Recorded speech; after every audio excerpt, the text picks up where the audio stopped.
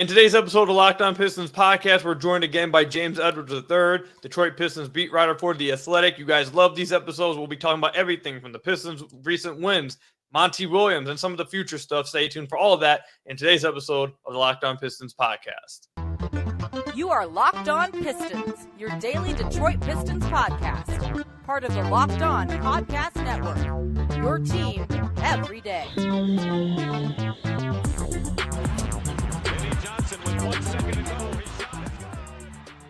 What's the deal? Welcome back to another episode of the Locked On Pistons podcast. Per usual, I'm your host, Kuka Hill. You can find me over on Twitter at Kuka Hill. I want to thank you guys for making Locked On Pistons your first listen of every single day. Free and available on all your podcast platforms. If you haven't already, head to the YouTube channel at Locked On Pistons. Hit that subscribe button or leave us a 5-star review on whatever podcast platform you're listening to this on. Today's episode is brought to you by LinkedIn Jobs. Helps you find the qualified candidates you want to talk to faster and easier. Post your job for free at linkedin.com/LockedOnNBA. That's linkedin.com/LockedOnNBA to post your job for free. Terms and conditions apply. And you guys have been asking a lot to have James back on the podcast. Well, here he is. You guys seem to like our episode. So, James, man, I appreciate you coming back on. I think they like the fact that, we disagree on some things, but we also don't hold back, with a lot of stuff. We get a lot of – I think it's entertaining episodes. I think they like it for real. No, I agree. I appreciate you having me. And you're looking a little glistening over there. That podcast money, I mean, I see the chains. You got like 4 chains. I see the diamond in the ears sparkling a little bit. Okay, we had to get hooked up, man. We had to get. See, but the thing is that my boys, they be going out every weekend, and I don't be the one that be dripped out. So I had to let them know that I was gonna catch up with them at a certain point. There is another chain I want. I'm gonna get tatted next, so it's about to be getting crazy. You don't have any tattoos at all? I have one on my shoulder. I got a cross with like a basketball inside, but that's it. Okay, all right. Loyal to the game. You know that like having one tattoo is like you can't just have like one sitting by itself. It's like. Oh, I think people. I think people. I know you got some tattoos. I have 2 sleeves. Yeah, exactly. But see, that's what I'm saying. The sleeves, they're always covered up, though. Yeah. Well, yeah. See, I don't get you though. You can't get a sleeve and then just want to cover it up. Do you not like them? No, it's just like. Well, first of all, it's I cover them up for mainly for work, but like when it's NBA season, like in the midst of the season, it's always cold. You know what I mean? Like, so I'm covered up anyway, but like summer league and stuff, I have them out. Fair enough. Well, let's get into the Pistons. I'm sure people don't care about our tattoos that much, but so we'll start with the Pistons win last night. I know a lot of you guys probably thought that, Ivey had a great game. The Pistons won. Ku's not going to say anything about it. Lies. We had an episode for today, so we're going to wait for today. So the Pistons win yesterday. We'll start there. Cade and Ivey played extremely well. I think this is probably the best they've ever looked together in a singular game. They've had stretches, and it's not that they've played bad together throughout their time, but I think this is easily the best they've ever looked. Would you agree with that? Do you think yesterday's game was their best game together? Yeah, for sure. I wrote that last night that I thought they flirted with perfection both together and when Monty staggered them, which I'm sure we'll talk about. Yeah, I mean, at the end of the day, and I've talked about it before, and I think we've talked about it on Twitter, it was always gonna look better when they both shot well. And I think that's been like the big thing is both of them have not shot the 3-ball well at the same time, like maybe ever. And then last night they both shot it well at the same time. And I still think for that pairing to really work to the fullest of its potential, one of them has to be like a borderline elite 3-point shooter. And I mean, Cade is teetered toward that as of late, pretty much since December. Honestly, I know the numbers since the All-Star break are big, but he's been shooting the ball well since December. So I think Jaden needs to not be as streaky as he is. I mean, naturally, that could be just who he is as a shooter, but I think that's really what unlocks that backcourt because Jaden gets a lot of open looks. Teams, and I'm sure we'll talk about spacing and stuff, but teams do play off him and they go under him. He's going to need to knock down, not like what he did last night or the other night. That's a lot, but more often than not, be a 36% 3-point shooter, I think, for this to really, really work. No, I completely agree. I think not just for them two to work, I think to make this core set of guys work, those guys need to be really good shooters. And that's something I've talked about a lot as well on the podcast, that they need the spacing from those two guys to really have a chance at making this, these core players work together. But yesterday, I mean, just look at the box score, them hitting the amount of threes that they did. Obviously, that's going to look better it's going to look better when guys are hitting that many threes. But overall, I thought even more than that, I thought they found a way. I thought Pistons fans, or I'm sure you know this, Pistons fans have been losing their minds almost every single game with Ivey's not touching the ball enough. Why is he not touching the ball like he was when Cade was out? Why is he not, you talked about, why is he not staggering with the second unit so he can run the offense? Like, there's been a lot of talk about that. And I thought yesterday, not only were they obviously hitting their shots, I thought that was the best they had, like, vibed off of each other in a minute. I thought Cade really looked like a offensive engine, a floor general, a quarterback, if you will, just running the offense, picking their spots, helping his teammates get into the right spots, finding looks for them. And then Ivey was really in that just, I'm pure attacking, I'm going at your throat kind of thing. I thought they just looked really good together. They obviously played really well. They shot the ball really well. But I thought, I mean, and also with the help of, like you said, with Monty Williams staggering them some, I'm sure that helped a lot. But just the way they were playing off of each other, it felt like there was a lot of connection, and the vibes were there, I guess, is what I'm trying to say with that. Yeah, no, I agree. And I think the staggering played a big part in that, because if you, like, in the moment, it didn't feel like both were just going bananas, right? Like, it's like, oh my gosh, Cade and Jaden are just taking turns, like, giving the Nets buckets. Like, it didn't really feel like that. You kind of just looked up and, oh, Cade has 30. Oh, Jaden kind of felt like it because he was hitting so many threes. And I think it was more noticeable because of the slump he was in. But it just felt like and Monty talks about it all the time, like, it wasn't like a force the issue type thing. I thought everything was in the flow of the offense. I thought early on, especially, they got a lot of stops and were able to get out in transition. I thought Ivey, I mean, it helps when he's making his layups too. Like, he had been struggling in that area lately too. So yeah, I think it felt like it was in the flow of the offense. It felt natural. It didn't feel like there was a over effort to try to get those two to get off like that. But yeah, I think, if I can remember off the top of my head, when Cade was on the floor and Ivey sat, like, Cade accounted for like 7 of 14 points during a 14-6 run, and then he sat, and Jaden accounted for like 13 of whatever points when Cade sat. So I think that's probably the way to go going forward. I think we've all known that for a long time. It's just we don't get paid to make those decisions. We'll be getting into that. We'll get into that a little bit later. After that, it's definitely going to get brought up in a minute. But because I don't want to go too crazy on this episode, too long, end up with a two-parter like we had last time. Yeah. Is there anything else you want to touch on with last night's win with Cade and Ivey? I do want to spend most of our time in the second segment, so I want to give us enough breathing time there. I don't really have anything else. I thought Ivey played fantastic. Hopefully he gets back three-point shooting wise. Like you mentioned, he has been streaky, even going back to his Purdue days, something we talked about in the last podcast. But when he's hitting his highs, he's damn near unstoppable in the half court because of his speed and his ability to finish at the rim. So I thought Ivey played fantastic. Hopefully he's busted out of his slump. And Cade's been basically since game 12 when they decided to bench Killian Hayes, he's been pretty damn awesome. So yeah. I ain't got nothing else besides that. You got anything else? Nope. I think you hit it the nails on the head. All right. So this is the topic I think everyone's really waiting for. So I want to talk to James about Monty Williams. And this is part of the reason why I like having James on the podcast so much. I'm going to just let you guys in real quick. When James joins the podcast, I don't hold back with anything I ask him or anything I want to know how he feels. And I feel like for the most part, James doesn't try to go, PR or, try to, I can't really say this or I don't want to say this, that. Things get laid out. So I'm going to ask James whatever comes to my mind. I think it's on a lot of your guys' mind too. So stay tuned for that. We'll talk about Monty Williams and some of the stuff that's been happening this year and just some future stuff when we come back.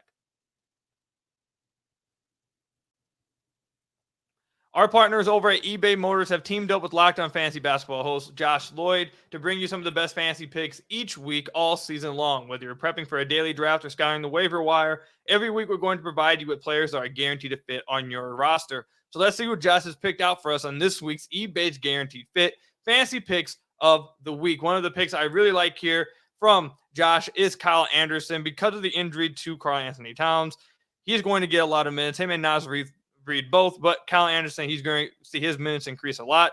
He'll see a larger role, will likely start. And just be worried that the Wolves also play 2 games only next week. That's the only downfall with that. But I do think Kyle Anderson is going to get a larger role, a lot more minutes. I think that's a really good pick by Josh Lloyd there. Josh Lloyd from Locked On Fantasy Basketball is going to help you win your fantasy championship. And eBay Motors knows a championship team is about each player being a perfect fit. And it's the same thing with your vehicle. With over 122 million parts for your number one ride or die, you can make sure your ride stays running smoothly.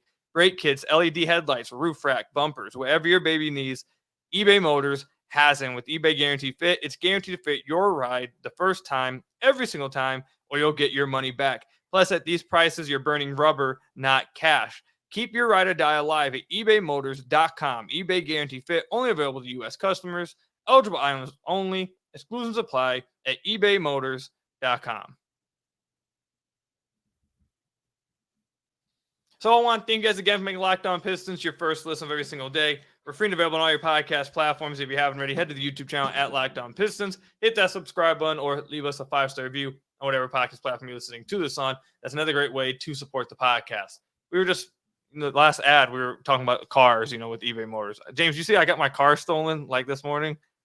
No, I missed that. What happened? Bro, I woke up to go to work. My Sorry brother to laugh. I didn't mean to laugh. It's gonna be funny because it has a funny ending. Okay. Just real quickly, and then we'll get into everything else. I woke up this morning, went out to go see, drive to work. My wife had left for her job. Usually she's been driving me because I'm getting a new car soon. I don't have one yet. My brother gave me his car. I go out there, car's not there. Long story short, I call the police. Police show up and they tell me, yeah, we found the car. It's down the street at the dude's house. So the dude, whoever stole it, showed up, stole the car, didn't strip nothing off it, didn't get nothing off it, and took it maybe a 4-minute walk away. Possibly the worst robbery attempt I've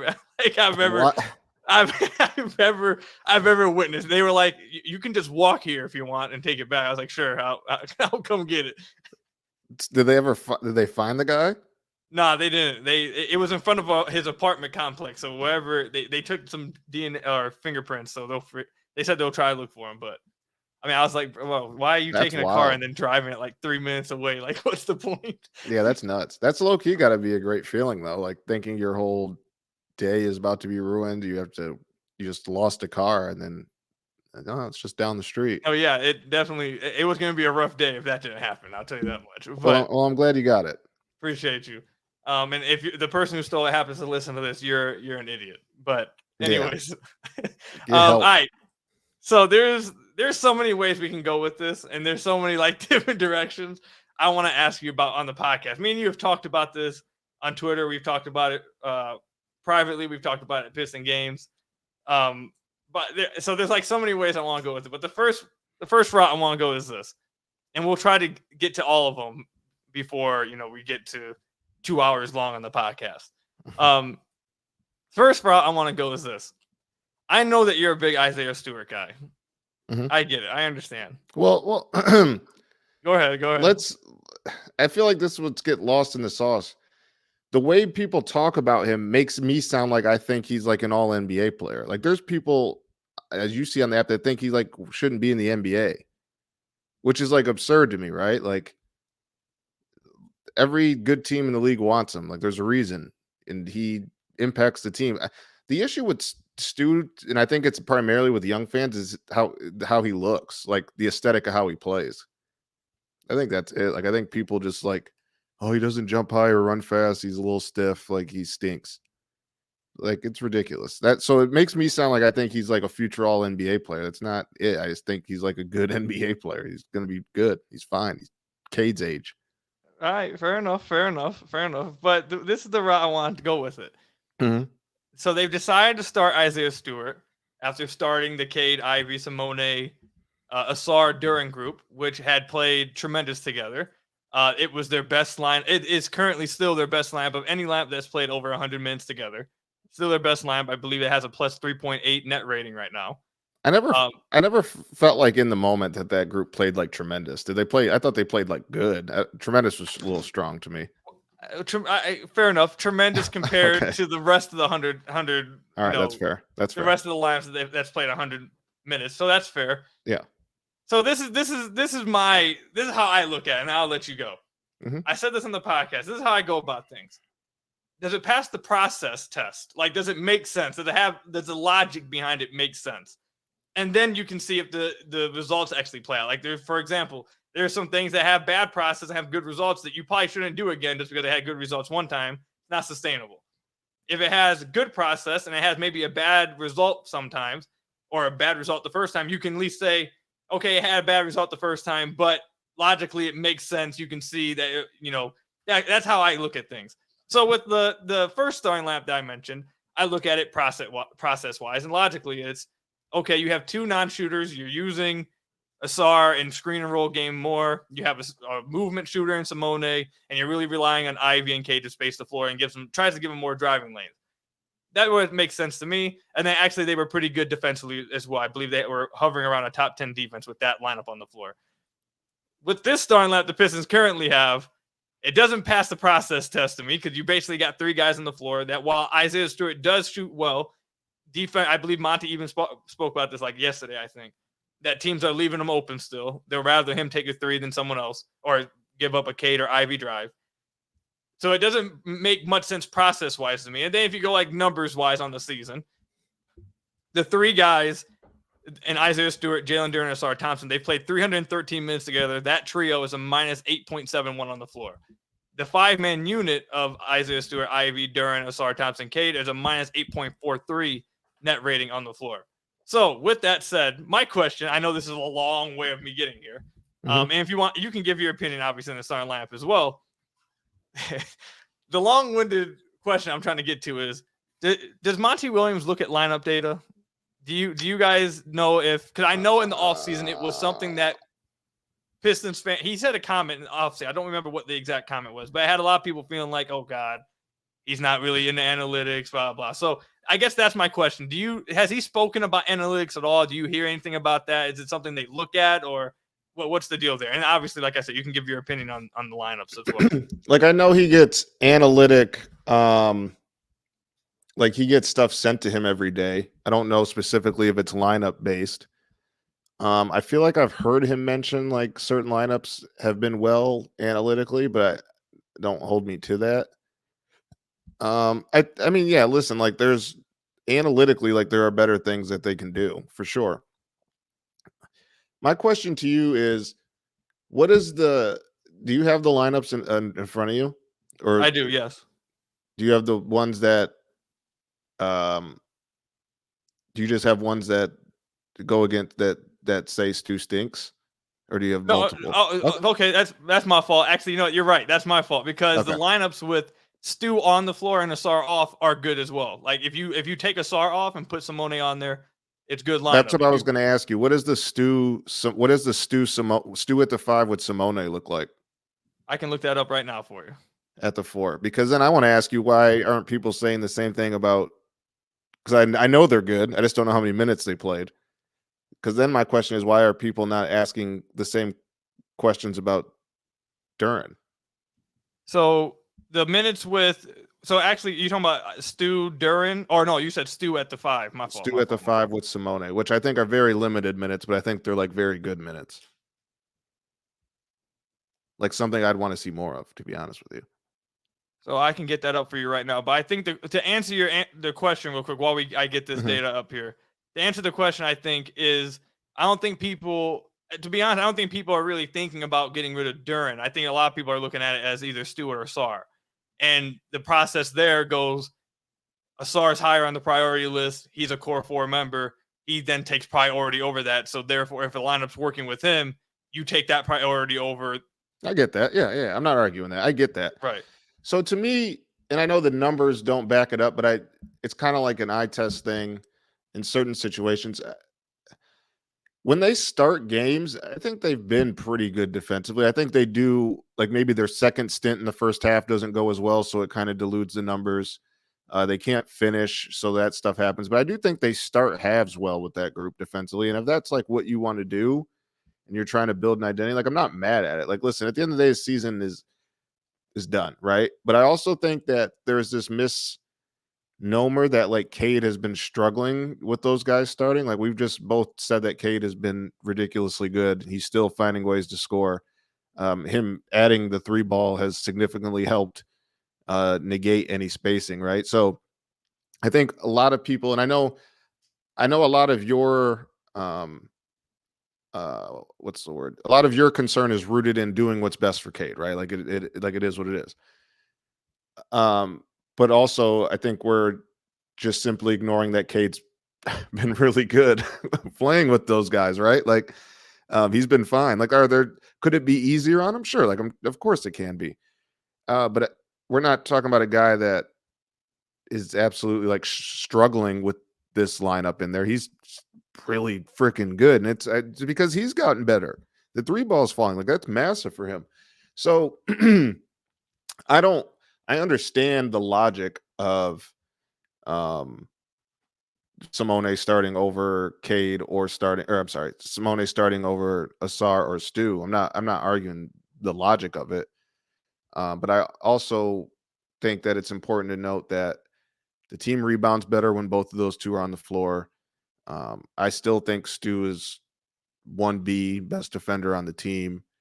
And we talk a lot about open shots. Okay, yeah, he shoots a lot of open threes. Cleveland game, he did a lot of contested threes, but you know who else shoots a lot of open threes? Ivey and Asar. Like, it's not just, I think my issue with it is like everybody's just like piling on Stu when he's the one that's hitting when he's open, he's the one hitting the threes. It's the other guys not hitting the threes when they're open, right? Like, I just think it's kind of just disingenuous because I think, and it goes back to what I said earlier, the aesthetic of how he plays just make people think he stinks. I think that's a huge part of it. But I'm not arguing that whether he should start or not. That's I understand that logic and I get it. I also think they'll probably address that in the offseason at some point. But for those who don't think Stu's like a good NBA player or a valuable NBA player, I have a tough time kind of talking basketball with you, to be honest, because there's more than just points and how it looks, right? And I think that's and sorry to, I know I'm going long on this, but like I think that's probably why Jaden deserves praise and optimism, right? But I think you would maybe agree that the Jaden Ivey hive exists because of the aesthetics of how he plays, correct? Yes.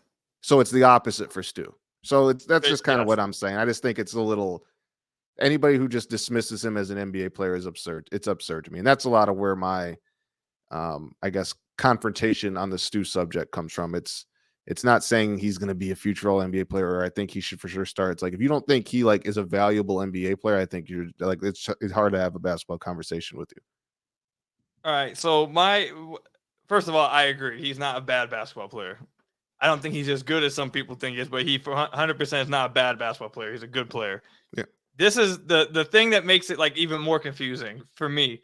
Going back, looping it all the way back to Monty Williams, is that Monty, he even said this after one of the games. I was there. I was in the post game like last week with you, where I think it was, I forget who the girl was that asked the question. I want to give her Natalie Kerwin. There you go. She asked him about staggering guys, whatever. And he basically came out of his own words. And that's the big thing I say on the podcast. Like, it's not Kuka Hill saying this. It's not Pistons fans saying this or making this up. Like, these are things that are coming out of Monty's mouth himself. We're just holding him to his words. Mm-hmm. He says himself after the game, I probably got to get Stewie out of there earlier and get Tech in there to get some more spacing out there. And we want Stu with the anchor with the backup unit. When you say those things, and then you have lineup data that says, oh, the starting lineup with Tech works really well. It's just like, okay, instead of like if like the rotation is so hard for you to do, why is it like the simple solution would just be, okay, just make Stu the backup 5 then and just start Tech then. And now you have like, it's like, that's the easy solution. Stu would be great as the backup 5. Well, I think that's where the main concern or main issue with Stu is that's not really him individually. It's how they're deploying him. Like it's kind of like the same thing to a much. Go ahead. No, I was gonna say I think that's the conversation for people that like are speaking, like that are having real basketball conversations, but I see a lot on the stuff that just says like he stinks. Like, so you know what I mean? Like, it's No, like I do. I can have the conversation with you about Tech starting over him. Like, I understand, like I don't disagree. I understand where that comes from. So that's kind of the difference to me. I don't know why Monty does that. And I don't even have an issue either if you like start the game with the 5 that he's been starting with, and then you bring Tech in at the 4 minutes in, and then like do a rotation. I think most people would be fine with that, right? Like, as long as there's an extended stretch with Tech with the starters. Yeah, it's interesting. I wish I could explain to you why he often says things and then they don't happen, or he changes his mind, or whatever the case may be. Only he can answer that. I'm not gonna ask him in a like, why are you lying? Like, that's not very professional. Like, you just hold him to his word and you write about it. And when it doesn't happen, you write about him saying he was going to do it and didn't happen. Or when it works, write about how it should have happened sooner, right? Like, I can't tell you why. I think only he can tell you that. But it's definitely, yeah, you're not. It's definitely more than just the other day. Like, it's been you're laughing. I'm not trying to like be funny. Like, it just like he has said things and they just haven't happened. So yeah, it's that I think it's only he can answer that. It's so funny to me. And then we're gonna go to ad because I want to cut this off around like 35, 36 minutes. I want to get enough time to talk about what we want to talk about next. So we'll go ads. But it's just so funny to me because I've recorded all year, and the most confusing part of the Pistons season hasn't just been like the losing. No, I agree. It's not the losing. It's not like all of that. I've said like numerous times, I don't know if I've ever witnessed, and I like, again, this is not me making this up. Like I've said, this is like coming out of his mouth. I've never witnessed a coach come out repeatedly and say something that he has to do it. He acknowledges like one of the faults and like all that, and then completely does the opposite routinely does the opposite over and over. And then when you get asked about it after the game, like the other night, I told you already, like the other night when I was like, I was like, I don't know, like what's going on here. Like, I don't get it. It just doesn't make sense. But yeah, I mean, I agree. It's of many confusing things this season, that is near the top of the list. It's hard to kind of gauge. One, it keeps you on your toes. Like, you don't know what to expect night to night, which is kind of fun in a losing season, right? Like, at least covering it, like being there every day. Like, I do kind of like what's going to happen tonight. But certainly, like, it's a thing. Like, I think you're spot on. It's different than I've experienced. I've covered 2 coaches prior to Monty in my 7 years, and it's definitely different for sure. All right, so we're gonna get to ads, and then we're gonna try and cut this off around 37 minutes. That's what I'm trying to get to. So we're gonna cut this off, and then we'll get into the next talk that I want to get into. But we'll talk about all that when we come back. When you're hiring for your small business, you want to find quality professionals that are right for the role. That's why you have to check out LinkedIn Jobs. LinkedIn Jobs has the tools to help you find the right professionals for your team faster and for free. LinkedIn isn't just another job board. LinkedIn has a vast network of more than 1 billion professionals, which makes it the best place to hire. It gives you access to professionals you can't find anywhere else. LinkedIn does all that while making the process easy and intuitive.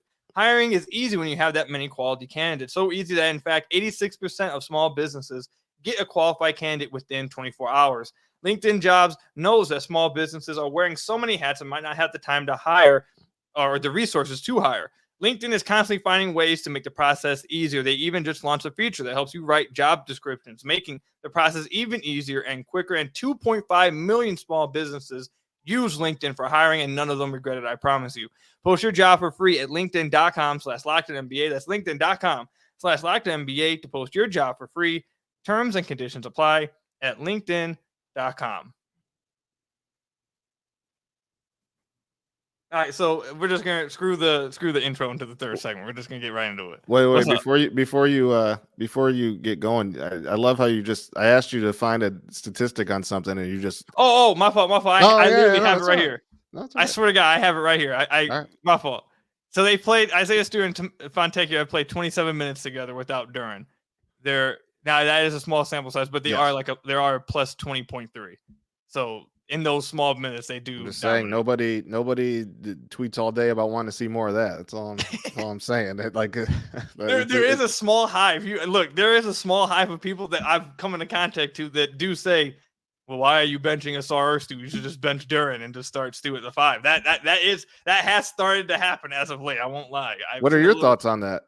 Aside, all right, no. Take the future aside. You want the Pistons to win as many games possible from here until the end. What are your thoughts on that? My thoughts on that is that I can see the logic. So I'd be like, if the actual point was we're going to try to win as many games as possible the rest of the year, I could at least come on here and say, I see what you're trying to do. I get it. And we'll see how it goes. Right, my reservation would be not having a lob threat for Cade. That would be my reservation. Fair. But outside of that, the defense would like get infinitely better, I think. Yeah. So that's just my only point, right? Like there are samples out there. Again, like you said, it is a small sample size, but there are samples out there that suggest that there are lineups that potentially could be better than the one you tossed out there that involves Stu. And that's all it is. It's like people just act like the guy is trash, and it's just like it makes me sound like, again, like I think he's a Hall of Fame player, and I don't. I just think he's a solid NBA player. I think the core issue, if you just want to boil it down, it comes down to Stu because, like I said earlier, with the priority of Asar over and Duran over him, whatever, which is something I wanted to ask you about. But I think that removing that, the biggest issue is that trio together. Like, to be honest, I said on the podcast like 3 days ago, like at this point, I don't care which two you pick. You could pick Stu and Asar. You could pick Stu, Duran, whatever two you pick. Go ahead. But those three together, we have over 300 minutes of them not being good together. It just doesn't make sense. The trio can't keep happening. I don't think that's the biggest issue. Whatever two, you could honestly make a good lineup out of any of them, to be honest. No, I think that's totally fair. That my thing is like more people aren't saying that. They're just picking on one guy, which is like odd to me, but it's all right. I get it. All right. So we don't want to go too long here. So I'm going to ask you these questions. I guess try and answer them as fast as you can with as much insight as you can, but I don't want to keep you here forever. So let's try. I'm going to try to get through all these questions. Kind of you. Yeah. So you're welcome. You're welcome. Thank you. Okay. So the first question is, I guess you kind of answered it. It has Monty, you did answer, but I'll ask it again so you can just relay it. Mm-hmm. How confusing of a season has this been from Monty Williams and the staff? Like themselves, like some of the players have been disappointing, obviously the front office, but just the coaching staff itself, has it been as confusing and I won't sugarcoat it, as much of a failure to me, to Pistons fans? Has it seemed like that as much to you as well? Yeah, they have 10 wins, and I think they'd have more if there were different coaching decisions. Personally, like I know this is forbidden on this podcast, but like I don't understand why Killian Hayes was playing more minutes than Jaden for a good chunk of the first half of the season, or Sasser at that point. Obviously it's taken, like he has staggered CadeIvey like here and there, like once every few weeks, it feels like. Like I don't understand why that hasn't happened sooner. I mean, he kind of said it last night that he's been worried about playing Cade huge minutes, but Cade's been fine. And at some point he's going to have to play big minutes regularly. And I think he's been handling it well. Like obviously he only missed like a week and a half with the knee or two or whatever it was. And he's playing the best basketball he's maybe ever played right here over these last couple, like 2 months. So yeah, I mean, I just think like to me, there were guys in the rotation for a long period of the season that, as we've learned, may not be NBA players, right? And again, some of that is on the front office with who is available, but there are also ways to not play Killian Hayes and play Jaden Ivey more. After a while, when Livers was struggling, there was ways to get around that. Ways to get around Wiseman, who I should say like played really well last night. I think there's. Yeah, and then factor in like him sounding like he was going to make certain changes, and then it didn't happen. Yeah, I mean, it's definitely been, I think confusing is the right word. Yeah, I think that's a good way to put it.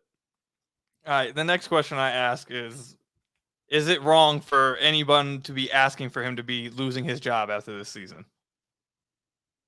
No, the team has 10 wins. Even first year into the long contract, you don't think people are being too hasty or too quick? You think it's fair for people to be saying, yeah, this has been pretty bad, you might need to move on? I think that is fair to say, yes. Okay, next question. We'll leave Monty Williams alone now because now it feels like I'm piling on. Whatever you want to ask, I'll answer it. Yeah, I think it's fair to say. All right. The next question I have is this. This is, and on the side, if you're watching this on YouTube, you see future outlook. This is what I really wanted to ask you in the final segment. If this takes you a while and we'll leave this as the last segment or question, that's fine. Mm-hmm. I talked about this. There was a Pistons space yesterday I joined, and I was telling them this. Because I don't feel like a lot of people really talked about it. I've been thinking about it. I haven't talked about it yet because it involves the off season. We're still in season. I don't want to run out of content. You feel me? So I haven't really broached it yet. But I'll ask you now. So the Pistons have a lot of cap space this offseason, right? Mm-hmm. And Tom Gorza said changes have to come. Troy Weaver said changes have to come. Like all this stuff. Like we've heard that. And maybe Troy isn't here to make this decision, but we'll see. If you look at the current roster, so they got a lot of cap space. They're going to have like a top 3 pick, hopefully. Like that's the hope. And you have, that's a very confident thing for you to say for a team that always falls to 5. But all right, yeah, I wish it knew existence. Top 5 pick. Let's leave it there. Top 5 pick. I mean, and then it could be 6 now. Nah, don't speak that out loud. All right, go ahead. But if you count down, you got Cade, that's 1. So you got Ivey, that's 2. Asar, Duran, Stu, Sasser, Tech, and Grimes. Those are 8 players that, you can correct me if I'm wrong, you can assume are probably going to be on the team next year. Like those are guys they want to bring back. They'd like to re-sign Tech. They have intention. Assuming everybody in charge is still in charge, yes, I would agree with those 8. Yeah. Okay. So and again, we could get into like Troy, but that would take like another 30 minutes. But let's just assume that Weaver is back. Those 8 guys return. Those are the 8 guys you want to bring back. You have all that cap space plus a top 5 pick. Unless the front office is going to be okay, Monty, to run a 13-man rotation again. You really only have 2 spots left. And you wrote about having like a 9-man rotation or an 8-man rotation. Like 8-man, yeah. So like really you could just have a rotation with those guys. But you could extend it to 10. So that's 2 guys. And I want to say I don't mind 10 if you got 10 players to use. Right. I don't mind all benches if it works. We just had a lot of evidence that it doesn't work with this specific team. Well, that's another thing we could go into. But anyways, so you got those 8 guys. You got all this cap space. You got a future pick coming in too. How is it really possible for the Pistons?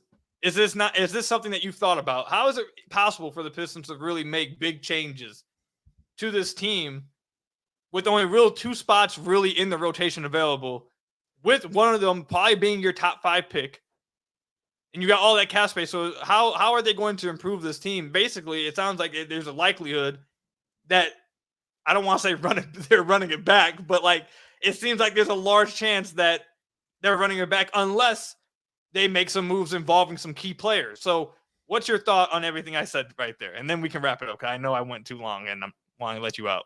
All right, let's start here. How many players of the 8 you named are untouchable to you? 2. I'd be curious to hear which 2. Cade and Asar. Okay. So there's that. If somebody of great significance becomes available, like, I think that's on the table. And wait, so let me confirm this. You're saying you think that would be on the table? Is that confirming it, or are you asking me what you want me to repeat what I said?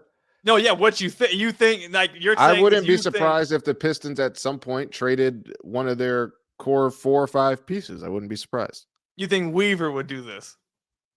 I think if the team needs to be better next year, I think Weaver or whoever is in charge next summer does it. See, I think someone else could, but I feel like go ahead. I don't want to cut you off, but go ahead. I think I wouldn't put it. I think Troy is at a point where he would do it if the trade was right. So there's that. I think one thing people, when they hear cap space, I know people who have listened to me or read me, like, are tired of me hearing it. Like, you can make trades, and I think people forget. And me and John Hollinger did a piece on it a few weeks ago. The CBA is changing. Teams have to are going to have to get rid of some really good contracts to avoid the tax. And the Pistons are right in the situation where they can take on that money without having to give up anything other than like a pick because you got to give up something like a second or a player they don't want anymore, whatever. So there's that outlet. There's free agency. Like I know everybody's kind of like, I mean, we could talk about Tobias Harris because that's the name that's been out there. I think everybody's assuming that like if we signed or if they sign, if we were running a team, right? That's what I was going to say. If we were running a team and somebody said, what if we can get Tobias for 2 years, but we pay high on those 2 years? Would you do it? How high are we speaking? 35 million. 2 years, 70 million. I'd probably do that. Like I wouldn't be surprised if it's a deal like that. Let Tobias get his money. Nice, maybe final massive payday on a small deal. He'll still be young when that, or not young, but he won't, like he'll be like 33, 34. He'll have another contract in him. Like I wouldn't be surprised if they go that route, right? I think a lot of people would be that would be palpable for a lot of people. Yeah, like I think I wouldn't put it past them to make a trade. I just wouldn't. Yeah, and I think they round out the roster with proven role players. All right, well, that's basically all I wanted to get you to say. But I also want to say this, right? And we've talked about it. This whole thing doesn't work if if not two of the guys that you drafted pops. And like that's who's gonna like I think fans think like for them to turn the corner, somebody has to come in and be the best player. No, you want Cade to be the best player. You want Asar to be the second best player. You want Ivey or Duran. That's what makes this work. That's why you rebuild. And for all intents and purposes, Cade is looking to be like that. So now you no longer play around and you fill in the gaps around him. Like that's is how this was always going to have to work. Like one of those guys were going to have to pop.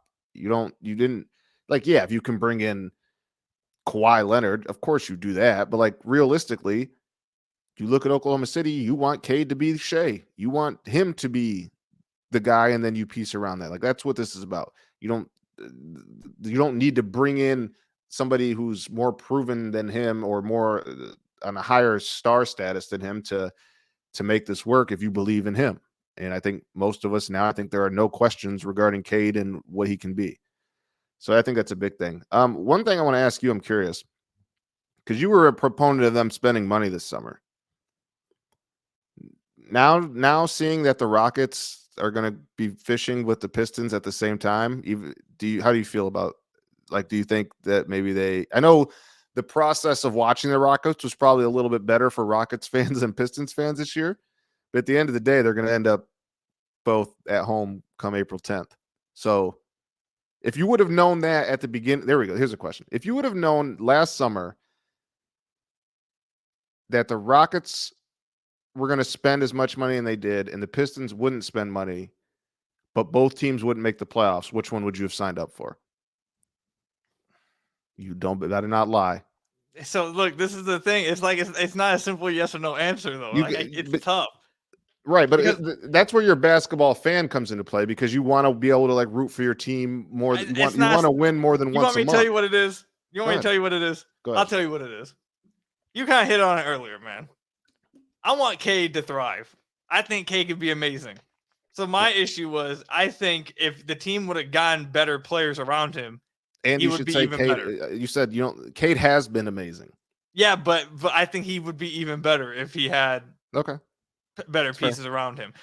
No matter what, though, I'll say this. That's fair. What you brought up, that's completely fair because it did not end up at the beginning of the year. It looked like it was going like upward. They looked really good, and then they came back down to earth. Yeah, but I'll say this. That may be fair. You won't ever get me to excuse 10 wins. It just won't happen. No, I'm with you. And I understand. I get you on that. But at the end of the day, the Rockets spent all that money trying to make the playoffs, and they didn't. And okay, how about this? Mm-hmm. I'll ask you. Actually, no, we're running too long. No, go ahead. Ask it. You come on, real quick. Okay. I'll answer quick. Okay, I'll ask you this: do you think fans would have been more receptive to this if 2 months prior, Troy Weaver didn't pen a letter saying things will change, we will be better, I promise. And then in the offseason said, we expect to be a good team. We address shooting. We expect to be this. And then they end up having the worst season of all. Like, damn I think that allowed people to pile on to the bad season. I still think people would have been pissed if there was a bad season. Now it just gives them something to throw back in the team's face. So it adds insult to injury, right? Like everybody can make their jokes. They can pull up they can Photoshop that letter and do jokes with it. Like that makes it worse, right? Pistons fans, they still would have been pissed if he never said that and they still won 10 games. And I'm not excusing 10 games, and I'll leave on this. The Rockets did probably what they could have done. Yeah, they would have had less wins, but Şengün would have probably exploded onto the scene like this without spending all that money. But also in the same vein, Cade didn't make the All-Star, but I think Pistons fans walk away from this season. I don't think anybody really has questions. And if they do, it's probably like, can he stay healthy for extended, right? Like that's probably it. So to me, it's like in hindsight, we like to talk about things, but we should also mention in hindsight that the Rockets could just be like stuck like this now for a little bit. If Green doesn't pop or Jabari Smith really doesn't pop, they can't move off Van Vliet or Brooks. Like it could be like, I would be surprised if they're just like barely 500 for the next 3 years. No, that's fair. That's fair. I think the main thing that you said is that you were right. You're right in this. The main question of the year is Cade him? And I think that however the process was that you got there, I think for majority of people, you've gotten that answer basically. Agreed. So I think that's basically what, if anything saves the season, I guess that would be that basically is what makes it worth it. So, and at the end of the day, that's the most important thing given where the organization was. Right. Fair enough. 10 wins is still crazy though. It's nuts. People gotta go. 10 wins is nuts. People gotta go. You can always be a Wizards fan. Like it's always like you Pistons fans think they have it bad. It's because nobody thinks about the Wizards. Like people forget about the Wizards. And then I mean, it was pretty bad there for a minute. Like I don't think anyone thought they'd catch the Wizards for a minute. That's true. I mean, yeah, but that goes to show you how bad the Wizards are. They're the worst team in basketball and have been for a while. Even though they had a better record than the Pistons, they've been the worst team in basketball for a while. That's like the Pistons are bad because they do young, immature things like the turnovers and stuff like that, right? Like they shoot themselves in the foot. The Wizards are bad because they just like play bad basketball. Like there's like no attempt at trying to play the right way more often than not. I was going to say a Monty Williams joke when you said young and all that stuff, but I'll leave that. Leave that in the back. I'll leave it in the back pocket. We'll leave that alone. Save it for a rainy day.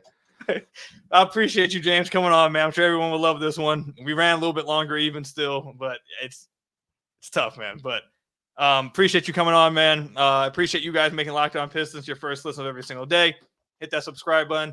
Leave us a 5-star review, whatever podcast platform you're listening to this on. Till next time, I'll see you guys later. Stay safe out there. Till next time, peace out.